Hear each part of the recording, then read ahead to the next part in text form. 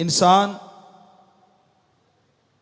आज के दौर में इतना हद से ज़्यादा गिर गया है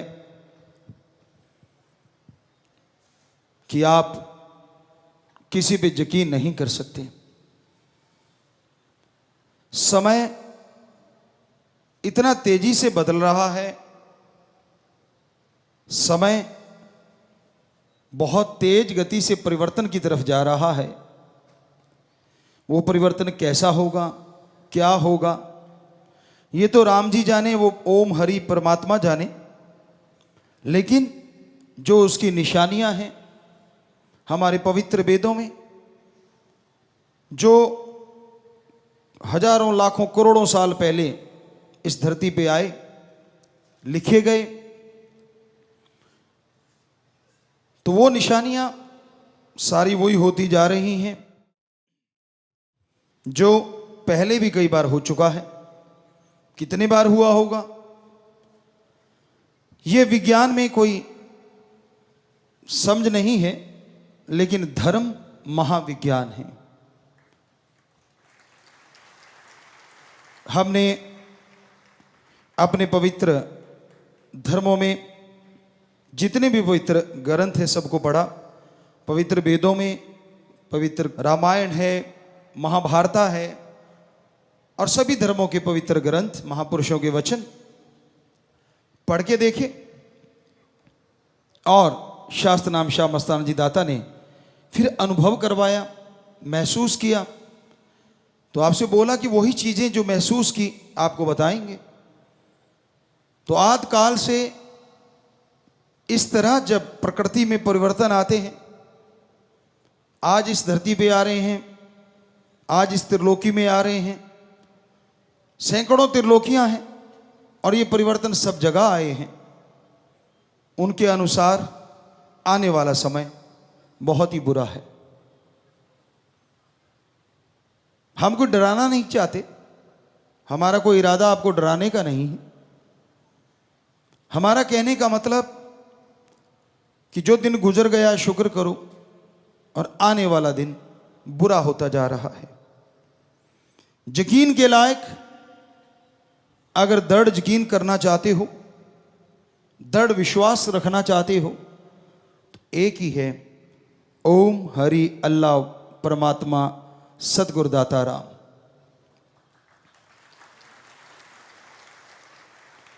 कहीं आप ये सोचो फलां आदमी ऐसा है, मैं उसके पांव छूऊंगा या मैं उसको सत्कार करूंगा तो शायद भगवान मिल जाए। जी नहीं, सत्कार करना हमारी सृष्टि में जरूरी है, हमारी संस्कृति में लिखा हुआ है। हर किसी का सत्कार करो, हर किसी की इज्जत करो। माँ बाप बच्चे को लड़ते भी हैं, रोकते भी हैं, लेकिन इसका मतलब ये नहीं होता कि माँ बाप आपके दुश्मन हैं। इसलिए रोकते हैं ताकि आपके आने वाले समय में कोई आपके ऊपर बोझ ना आ जाए, क्योंकि उनकी लाइफ का तजुर्बा होता है। चलो माँ बाप रोकते होंगे, किस तरह से रोकते हैं वो आप लोग जानते हैं, लेकिन संत पीर फकीर जब रोकते हैं उसके पीछे आपकी जिंदगी का बहुत गूढ़ रहस्य छुपा होता है। तो आज दौर, समय का दौर ऐसी ऐसी करवटें बदल रहा है, हम आपको लिख के देने को तैयार हैं।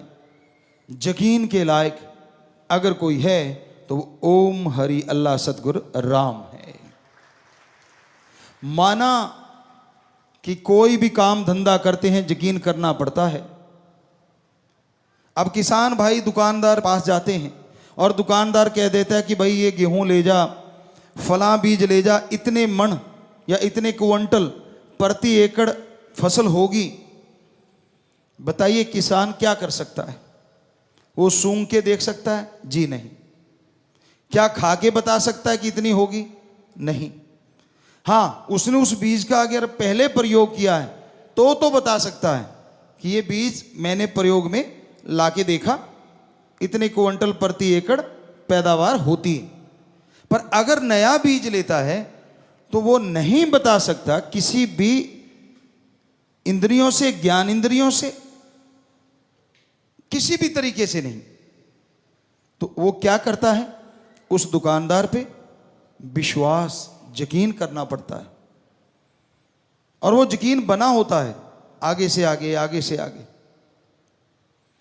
और जब बीज डालता है,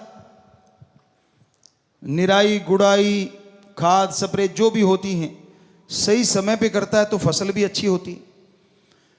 तो यकीन हकीकत में बदल जाता है, वास्तविकता में बदल जाता है कि हाँ उतना ही हुआ, तो उस बंदे पे यकीन और बढ़ जाता है। लेकिन रूहानियत, सूफियत कहती है, जो परम पिताजी वचन किया करते, आज भी करवा रहे हैं, कि रहना मस्त ते होना होशियार चाहिए। मस्ती अपनी जगह है, लेकिन सचेत रहना अपनी जगह है। जो आदमी आंखें बंद करके किसी पे यकीन कर लेते हैं, आज नहीं तो कल धोखा जरूर खा जाते हैं। समय का दौर ऐसा है। इसलिए हे मालिक के प्यारो, यकीन, दृढ़ यकीन तो सिर्फ एक पे ही रखना चाहिए, बार बार नहीं कहना चाहेंगे। सो वो आपको बताया, या तो उस ओम हरि अल्लाह वाहिगुरु राम पे, या उसके कोई सच्चे संत सदगुरु पीर फकीर पे, जो आपको राम से जोड़ता हो, आपसे कोई पर्सनल उसको कुछ लेना देना ना हो, आपके पैसों से या तन मन धन से। हाँ, मन से जरूर होता है। संत कहते कि मन को अच्छे कामों में लगा, बुरे कर्म मत कर, धन को अच्छे कर्मों में लगा, कार्य करता रहे और मेहनत की, कड़ा परिश्रम करके हक हलाल की कमाई कर, हार्ड वर्क कर। तो ये तो वो जरूर कहते हैं, पर उनको अपना कोई स्वार्थ किसी से नहीं होता। निस्वार्थ सेवा करता है सच्चा संत या उसकी औलाद, उसके भक्त। पर जब सेवा करते हो, किसी से मान बढ़ाई की इच्छा ना रखो। हम सेवा कर रहे हैं उस परमपिता परमात्मा की औलाद की, हम सेवा कर रहे हैं सृष्टि की, वो भी परमपिता परमात्मा की औलाद है। तो भलाई करने वाले भलाई किए जा, परवरदिगार मिलेंगे तू। भक्ति किए जा, जब भलाई किए जा, जब प्रेम किए जा, बेगर्ज निस्वार्थ भावना से। यहां गर्ज आ जाती है, वहां प्रेम खत्म होने लगता है। तो इसलिए बेहद जरूरी है, दृढ़ यकीन परमपिता परमात्मा मालिक पे रखो। और सहजोबाई वाली बात जो आपको इतनी बार सुनाई हमने, उसको दिलो दिमाग में धार के रखो। निगाह में किसी दूसरे के लिए वो ख्याल नहीं होना चाहिए जो ओम हरि राम परमात्मा के लिए होता है, एक भक्त के लिए। हमारा कहने का मतलब ये नहीं कि रिश्तों में प्यार ना दो। जो रिश्तों में सही है, जायज है, वो प्रेम दो।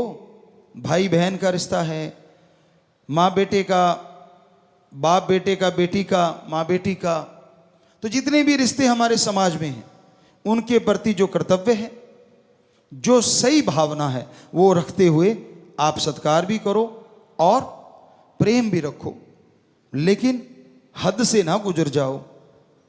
जब आदमी हद से ज्यादा गुजर जाता है और उसके जब चोट लगती है, जब यकीन टूटते हैं, तो वो चोट को सहन नहीं कर पाता। आपने देखा होगा, समाज में देखा होगा, खुद महसूस किया होगा। छोटे से बच्चे को मां पालती है, पहले 9 महीने गर्भ में रखती है, कितनी उम्मीदें, कितना चाव होता है, पर दर्द भी बड़ा होता है। मां सहती भी बहुत है।